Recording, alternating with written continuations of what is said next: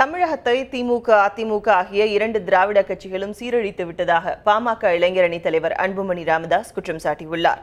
நெல்லை பாலங்கோட்டையில் நடைபெற்ற பொதுக்கூட்டத்தில் பேசிய அவர், டாஸ்மாக் மதுபான கடைகளை திராவிட கட்சிகள் திறந்ததால் தமிழகம் சீரழிந்து விட்டதாக குறிப்பிட்டார்.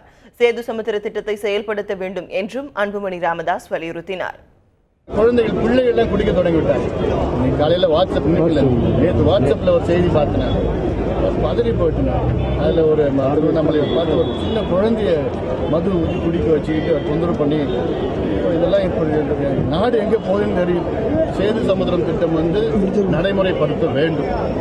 அது எப்படி செயல்படுத்த வேண்டும் என்று அதை ஆய்வுகள்லாம் நடத்தி நிபுணர்கள் அவங்க சொல்றதெல்லாம் இதில் எந்த மதமும் அதில் தேவையில்லை. இது நிபுணர்கள் என்ன சொல்றாங்க, எப்படி சொல்றாங்களோ, ஆனால் அதை நடைமுறைப்படுத்த வேண்டும் என்று. பல ஆண்டுகளுக்கு முன்பே இங்கிலாந்து, அமெரிக்கா, ரஷ்யாவில் உள்ளிட்ட நாடுகளில் மெட்ரோ ரயில் வந்துவிட்டதாகவும், ஆனால் இப்போது 10 கிலோமீட்டர் தூரம் வரை மெட்ரோ ரயிலை இயக்கிவிட்டு இரண்டு திராவிட கட்சிகளும் உரிமை கொண்டாடுவதாக அன்புமணி ராமதாஸ் விமர்சனம் செய்தார்.